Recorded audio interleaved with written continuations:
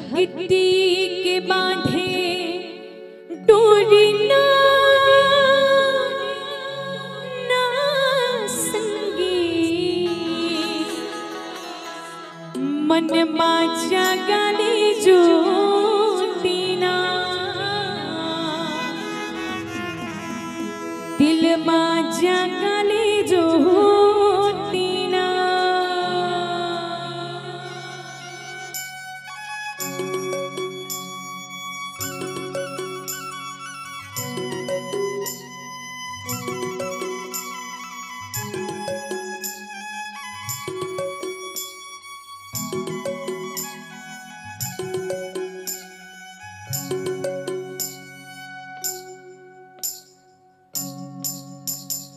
भक्ति के बांधे डोरी ना संगी मन माजा गाले ज्योति ना दिल माजा गाले ज्योति ना मन माजा गाले ज्योति ना संगी।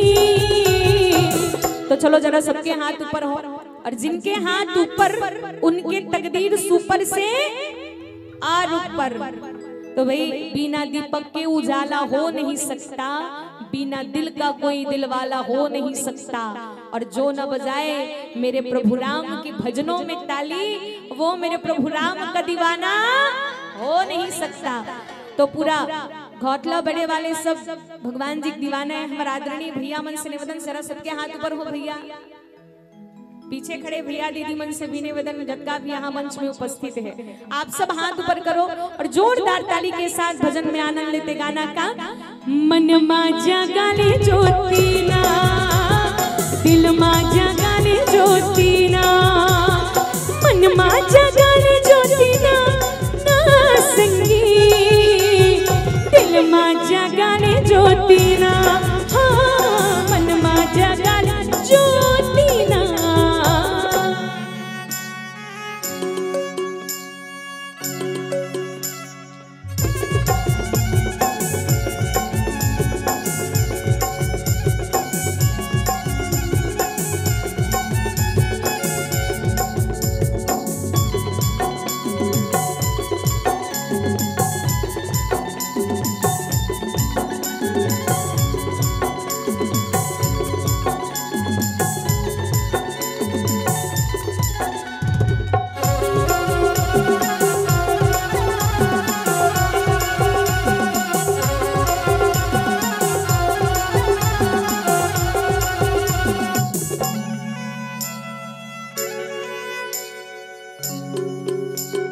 जिनगी माँ ककरो बरछन वो बेकाटा जीवन माँ ले ले भी सुख दुख माँ बाटा।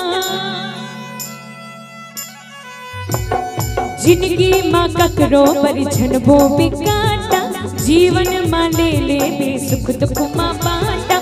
मन माँ जगाले ज्योति ना संगी दिल माँ जगाले ज्योति ना मन माँ जगाले ज्योति ना।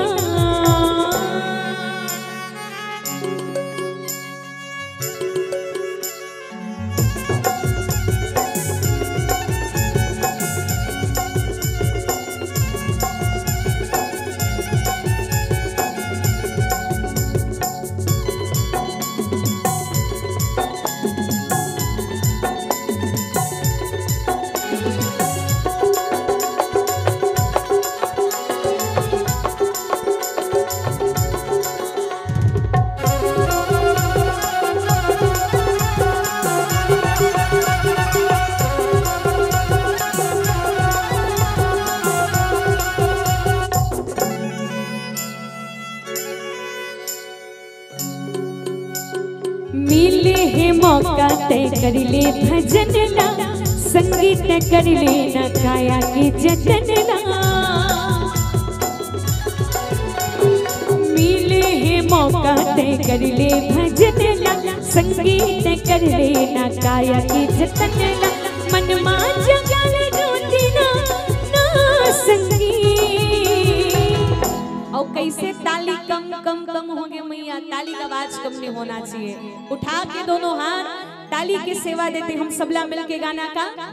होरे होरे होरे होरे होरे होरे होरे होरे होरे होरे होरे होरे हो होरे होरे होरे होरे होरे होरे होरे होरे होरे होरे होरे होरे होरे हो हमर पारा तुहर पारा पारा ले ओ पारा चलो दीदी रामन सुनिल जाब वो पारा हमर पारा तुहर पारा पारा ले ओ पारा चलो दीदी रामन सुनिल जाब वो पारा चलो दीदी चलो भैया चलो दीदी चलो भैया जाब वो पारा रामायण सुनिल जाब पारा ओ पारा पारा यही जीवन के आधारा रामायण सुनिल जाब पारा ओ पारा पारा यही जीवन के आधारा हमर पारा तुहर पारा हमर पारा तुहर पारा हमर पारा तुहर पारा पारा लियो पारा चलो दीदी रामन सुनिल जाब ओ पारा हमर पारा तुहर पारा पारा लियो पारा चलो दीदी रामन सुनिल जाब ओ पारा चलो दीदी चलो भैया चलो दीदी चलो भैया जाब ओ पारा रामायण सुनिल जाब पारा ओ पारा पारा यही जीवन के आधारा रामायण सुनिल जाब पारा ओ पारा पारा यही जीवन के आधारा रामायण सुनिल जाब पारा ओ पारा पारा यही जीवन के आधारा रामायण सुनिल जाब पारा ओ पारा पारा यही है जीवन के आधारा रामायण सुनिल जाब पारा ओ पारा पारा यही जीवन के आधारा बोले राजा रामचंद्र